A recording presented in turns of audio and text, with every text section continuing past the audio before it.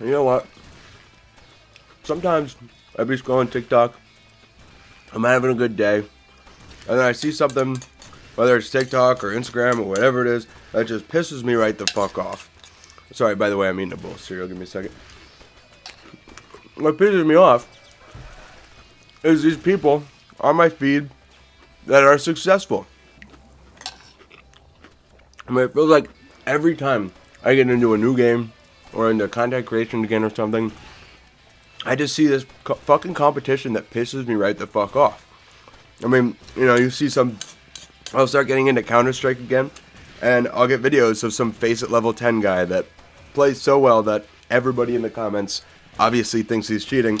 Maybe he is cheating, I don't know. But still, it's a hard thing to compare yourself to. That or I'll see some Rocket League player who's top 100 SSL, just fucking around in a random casual game, doing shit that I could never dream of in a million years. I mean, like, the audacity. Hell, even these talentless streamers and YouTubers just have production values that I could never compare with, you know what I mean? Like, they got whole crews running around with cameras and lighting and shit. I could never do any of that. Okay, sorry. My bad. I'm done. I'm done eating that. I was just trying to multitask. I thought it would be a good idea. I don't really think it was the best idea. But the point of this video, I'm taking a while to get to my point. The point of this video is to say the people that you're watching, that you're comparing yourself to every single day, they're at the top of their field. They're the top 1% of whatever the fuck they do. They got there from doing it over years and years and eventually having a crew to help them or whatever it might be. But you can't compare yourself to only the top 1%. If you're going to compare yourself to them, you should at least be comparing yourself to the bottom 1%. I'm not going to say what that might be. You can come up with your own ideas on what the bottom 1% of people are to you, but at least compare yourself to both sides. I just feel like you shouldn't surround yourself with just content of people that you're comparing yourself to all the time, especially the top 1% of these content creators. And this isn't an attack at them, obviously, other than like maybe cheaters on Counter-Strike. This is more just a reminder that social media is built off of inundating you with a bunch of videos of the top 1% of people in whatever thing you're currently interested in right now. They figure out whatever you like right now, and they just show you the best people at it. And that's good for a lot of things. It keeps people engaged, but it just makes you constantly compare yourself to the people that are so much better than you at the thing that generally you just got into. This is also just a reminder that having a high production value or being the number one at any single video game, it's not the only way to create content. People are drawn to authenticity. If you put yourself in front of a microphone and are authentic, people will naturally be drawn to that.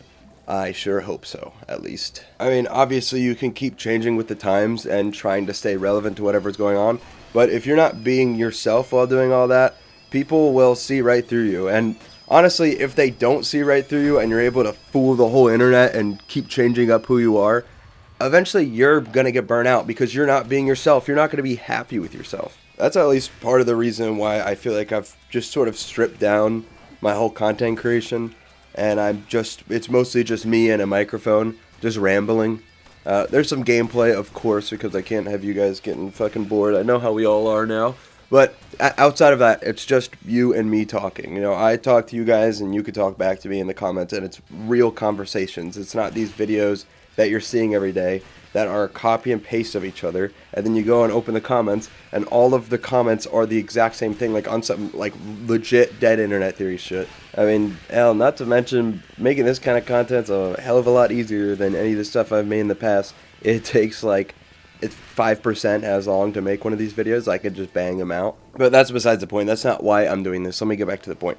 If you want to pursue like a dream in YouTube or gaming, streaming, any sort of content creation, literally just delete every form of social media you've ever had. Just don't ever inundate yourself with this stuff again. It's as simple as that, really. Okay. I guess you don't have to go that far. But just take it all with a grain of salt when you're ingesting media. Remember, there can be a million people on the internet doing a million different things, but none of them are you. That's the one thing everyone can bring to the table. It's you, yourself. I feel like if you're just riding the wave or whatever trend is going on at the time, you're no different than a single grain of sand being tossed into a desert. Just one person out of millions making the same exact copy and paste formula. And there's nothing fun about that. There's nothing unique. I feel like people need to just start making weird content. Just start doing unique shit. Do whatever the fuck you want. Do something you've never seen before. I guarantee it'll get more views than whatever trend is going on.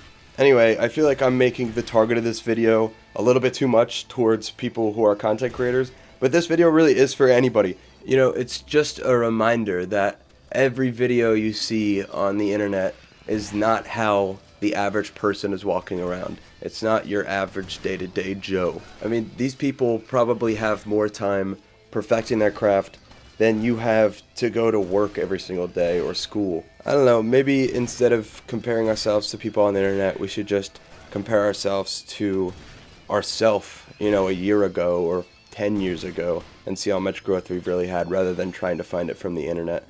That's my 2 cents. Anyway, bye-bye.